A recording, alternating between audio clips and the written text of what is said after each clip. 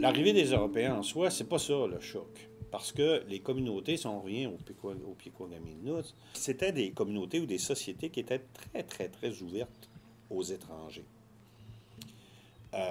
Parce que dans l'environnement où tu vis, dans l'environnement, dans ton mode de vie de façon générale, si tu te refermes sur toi-même, tu ne passeras pas à travers.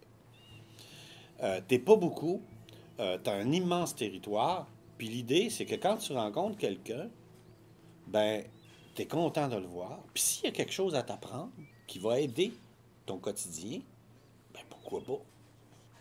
C'est génial, ça. Donc, l'arrivée des Européens n'est pas problématique. Tu sais, toute la question de la trappe, des fourrures et tout, c'est pas ça le problème. Le problème majeur, ça a été le choc microbien. C'est les maladies. Puis où c'est majeur, c'est que du jour au lendemain, dans une communauté peut-être de 25, 30 personnes, disons 30 personnes, tu as une bande avec des gens, là, avec des familles nucléaires, des petites familles qui vivent à gauche et à droite dans le territoire, ben tu as 24 personnes qui meurent. Il en reste 6. Ça fait que là, non seulement tu es désorganisé au niveau de l'exploitation du territoire, mais en plus, tu es totalement coupé de tes racines. Puis quand je dis coupé de tes racines, c'est que dans toutes les sociétés humaines, particulièrement évidemment les sociétés où il n'y a pas d'écriture, ce qui te permet de forger ton identité, c'est tes origines. C'est ce qu'on va te raconter. Tu sais, c'est les liens que tu vas faire avec ton père, ton grand-père, ta famille, tes origines, puis ton lien avec le milieu. Mais à ce moment-là, tous ceux qui racontent ces histoires-là, qui sont les passeurs de mémoire, tu sais, on va les appeler carrément comme ça, ils sont plus là. Ils disparaissent dans l'espace de quelques années. Puis moi, je pense que ça prend pas 50 ans. En fait, ça prend probablement une trentaine d'années où l'essentiel des populations locales sont disparues.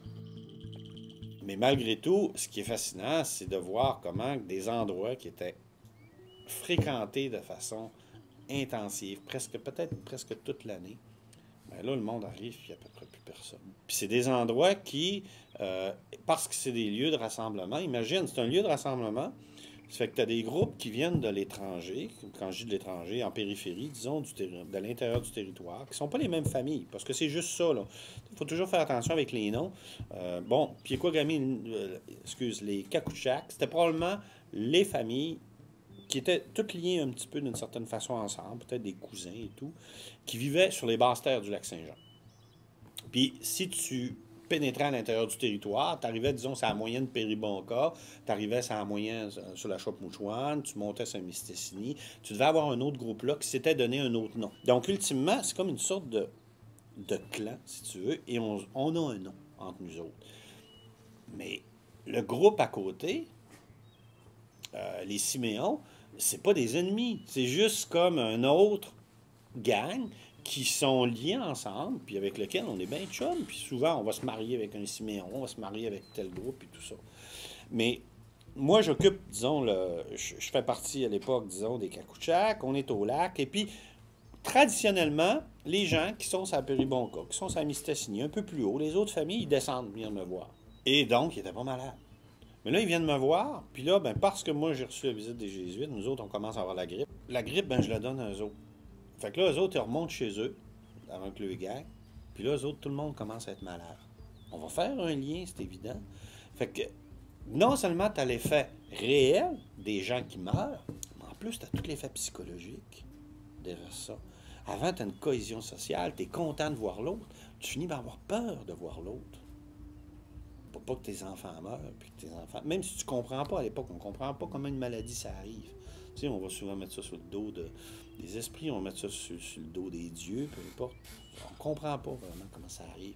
Mais on est capable de faire un lien. Il n'y a personne de malade avant qu'on aille à cette place-là. T'imagines, tout ça arrive ensemble. Ça crée un choc énorme. et surtout une rupture dans l'histoire identitaire des populations.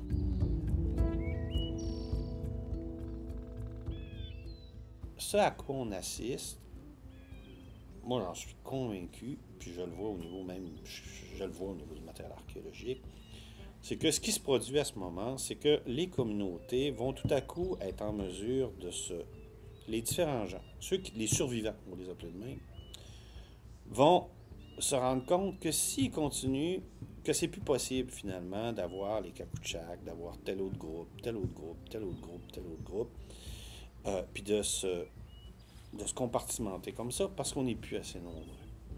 Donc, on décide à ce moment-là, tous ces petits groupes-là, incluant les Cacoutchaks, vont décider de se rassembler autour du lac Saint-Jean et puis former une nouvelle entité qu'on va tout simplement appeler les Indiens du lac Saint-Jean, les Montagnais du lac Saint-Jean, ultimement les Piekwagamilnuts.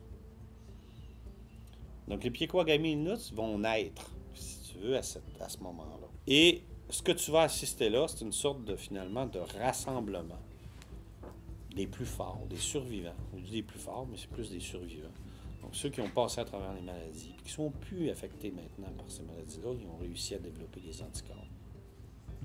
Et qui vont donc maintenant être en mesure, finalement, de dire, ben nous autres, ce territoire-là, on le fréquente. Puis là, ils ne fréquenteront pas juste les basses terres du lac, là, parce qu'ils récupèrent, finalement.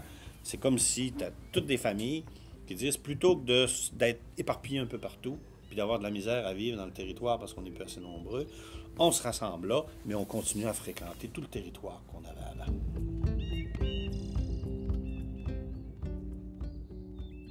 Encore aujourd'hui, dans les communautés, en particulier Mastoyache, okay, parce que ça varie d'une place à l'autre, mais à Mastoyache, il vous reste encore des aînés. Il reste encore des aînés qui ont vécu la transformation quasiment. Tu sais, la transformation vraiment réelle entre un mode de vie traditionnel et puis un mode de vie comme il se pratique aujourd'hui. Puis il faut absolument...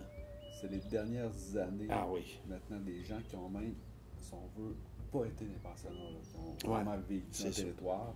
Oui, ça c'est vrai que c'est une Là, on tombe une avec brisure, les aînés qui ont vécu, si on veut, cette brisure-là. Ouais. Qui ont encore des blessures. Puis... Ouais. Mais c'est ça, je pense que c'est le moment. Là. Il faut parce que ça va être un pan. Si on parlait tout à l'heure là, de liens identitaires et tout, là, ben, il ne faut pas le manquer, celui-là, parce que ça va être c'est un moment important qui va manquer. L'idéal, là, on dit toujours ça, là, ces gens-là, si on pouvait là, les prendre puis les mettre quelque part, qui sont vraiment malades, puis qui vont toujours pouvoir nous parler, ou prendre tout ce qu'ils ont dans la tête, là, puis pouvoir faire comme on fait avec un disque dur, puis transférer ça là, sur nos ordinateurs, ça serait extraordinaire, mais on ne peut pas le faire. Fait que tout ce qu'on peut faire, c'est les interroger sur tout ce qu'ils savent, puis ce qu'ils connaissent, puis dire, faut pas perdre ça. Il faut vraiment pas.